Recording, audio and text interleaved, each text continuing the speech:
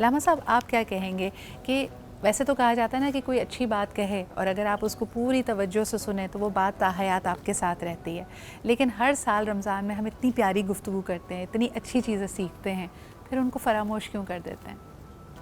ऐसा नहीं है कि इसका असर नहीं होता। बहुत से लोग हैं जो इसका असर लेते हैं और जिनकी ज़िंदगियां बदल जाती हैं जी। प्रोग्राम से, कुछ सबक सीख लेते हैं।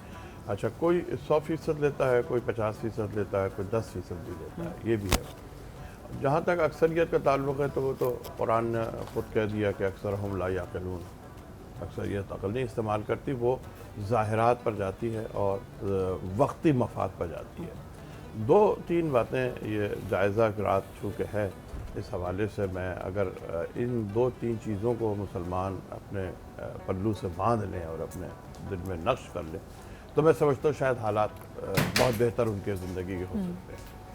एक तो ये कि जो वाक़या भी है पूरा हज़रत अली का, कि हज़रत अली नमाज़ पढ़ने मस्जिद में गए और उन्होंने घोड़ा उनका था, तो वो उन्होंने एक आदमी को देखा, उससे कहा कि तो इसकी हिफाजत कर, मैं नमाज़ पढ़ के आता हूँ। जब नमाज़ पढ़ के आए तो वो शख्स जीन उतार के उसने बाज़ार में ले आके बेच दिया और भाग गया। हज़रत अली घोड़ा लेकर बाज़ार में आया, उसने कहा जीन है, उसने कहा जी हाँ अभी अभी भेज दिया, कोई 2 दिरहम की आप ले लें। हज़रत अली ने कहा मैंने वैसे ही सोचा था कि जब ये मैं आऊँगा तो इसको 2 दिरहम दूँगा, तो इसने यही कमाई हराम से ले ली, अगर थोड़ा सा सब्र करता तो हलाल से मिल जाती।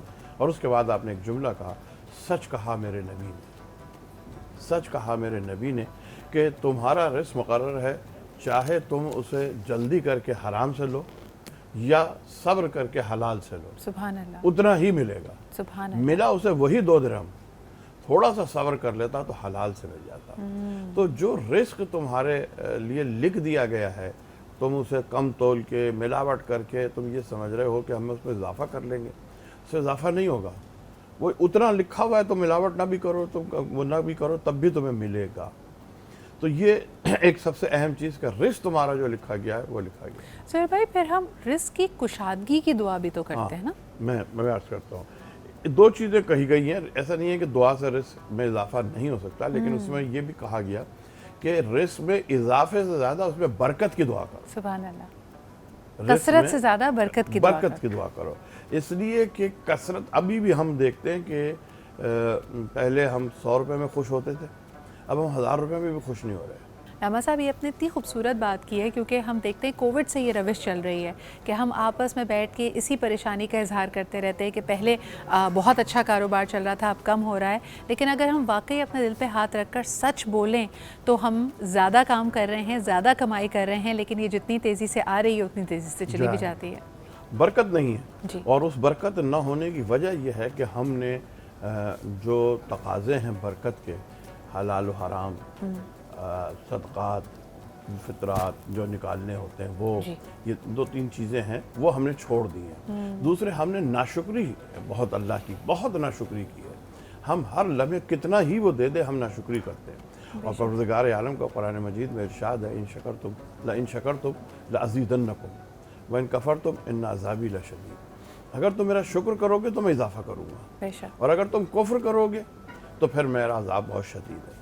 तो हमारा मसला ये है कि हमारे पास 10,000 आए तो हमने ये नहीं कहा कि मालिक हम तो इस काबिल भी नहीं थे कि ये 10,000 आ गए। बिल्कुल। सर भाई, एक सवाल बड़ा इंटरेस्टिंग आया हमारे पास। जैसे कहा जाता है ना कि अगर आप फाका कशी की सूरत हाल में हो तो 4 दिन के बाद अगर कोई हराम ग़िज़ा भी है तो वो आपके लिए हलाल हो जाती है। अक्सर मैंने लोगों को देखा है जो हालात से सताए हुए अगर किसी गलत काम की तरफ जा रहे हैं, किसी जुर्म में मुब्तला हो रहे हैं, तो वो उसको एज एन एक्सक्यूज़ बनाकर पेश करते हैं कि भाई हमारे पास तो हलाल कमाने का तरीका ही नहीं था, तो हम जो कर रहे हैं वो बिल्कुल सही है। इसके जवाब में हमें इनके क्या कहना चाहिए? उन्होंने कैसे तय कर लिया कि हलाल कमाने का तरीका नहीं है? जो हराम कमाने का तरीका भी तो निकाला ना उन्होंने ढूंढ के, जो ज़्यादा मुश्किल है जी। इसलिए कि हराम कमाने में आपको लोगों से छुपाना पड़ता है, लोगों को झूठ बोलना पड़ता है, सब कुछ करना पड़ता है। तो आपको ये तय कैसे कर लिया आपने कि हलाल कमाने का तरीका नहीं है? मैं एक बहुत छोटी सी मिसाल दूँ। मैंने 30 साल से देखा, ये जो उधर से सरहद से आते थे लोग, पठान या पंजाब से आते थे बच्चा, उसके पास कुछ भी नहीं होता था, ना इन्वेस्टमेंट के लिए पैसा होता था, ना उसके पास कोई फ़न होता था, ना कोई उसके पास हुनर होता था, लेकिन उसके जहन में एक चीज़ थी कि कमाना है मेहनत करके। तो वो एक जग पानी में लेके वैगन वालों को पिलाता था, तो 8 आने उनसे वो लेता रहता था और उससे वो बन गया, सुभान अल्लाह। उससे बन गया वो हलाल कमाई के ज़रिए से। तो ऐसा नहीं है कि हलाल कमाई, हाँ ये और बात है कि हम हमारे जहन में ये होता ओह मैं ये करूं, मैं तो फला नवाब ख़ानदान का, मैं तो फला बड़े ख़ानदान का, मेरी तो शर्मिंदगी, शर्मिंदगी किस चीज़ की है? सुहेब भाई, मौलाए कायनात जैसा बिल्कुल। आदमी जो है वो खजूर की दुकान पे हमार के बैठा हुआ खजूर बेच रहे हैं, हमार चलेगा, उन्होंने कहा मैं बेच देता हूँ, वो बैठ रहे हैं खजूर। वो तो नहीं कह रहे कि मैं इतना बड़ा आदमी, मैं इतना बड़ा खलीफा, मैं रसूल का भाई, मैं रसूल का दामाद और मैं खजूर बेचूँ। वो यहूदी के खेत में जाके मजदूरी कर रहे हैं, वो नहीं कह रहे कि मैं इतना बड़ा आदमी हूँ, मैं काहे के लिए खेत में जाके मजदूरी सही। करूँ, उन्हें ज़रूरत भी नहीं है, लेकिन वो मजदूरी करके एक मिसाल दुनिया के लिए कायम कर रहे हैं। हमारा मसला यही है कि हम जो है वो स्टेटस कॉन्शियस, ओहो मैं कैसे ठेला लगा लूँ। और हम दूसरे को भी यही तरकीब देते हैं। अब मैंने ये भी देखा है कि अगर आपके पास इस वक्त आप पर ईद की शॉपिंग के लिए अगर बाज़ार में निकलें तो आपको कई जगह नन्हे बच्चे कुछ फ़रोख्त करते हुए नज़र आएंगे, बेशक वो पेन बेच रहे हैं, फूल बेच रहे हैं। हम उनके हाथ में पैसा रख के उनको ये तो कहते हैं कि नहीं भाई जो तुम बेच रहे हो उसकी हमें ज़रूरत नहीं है, तो एक तरह से हम उनको भीख लेने की आदत डाल रहे हैं। तो हम उनके दिल से ये आर ख़त्म कर रहे हैं कि जी मैं कुछ बेच नहीं भी रहा था, मैंने कोई काम नहीं भी किया, फिर भी ये चीज़ मुझे मिली। लेकिन आज शब जायज़ा इंशाअल्लाह ताला अगर चांद होता है तो आपके पास ये मौका मौजूद है कि अल्लाह ताला को हम राज़ी कर सकें और पूरे महीने जो हमने मुशक्क़त की है अल्लाह ताला की खुशनुदी हासिल करने के लिए उसका अजर कमाएं।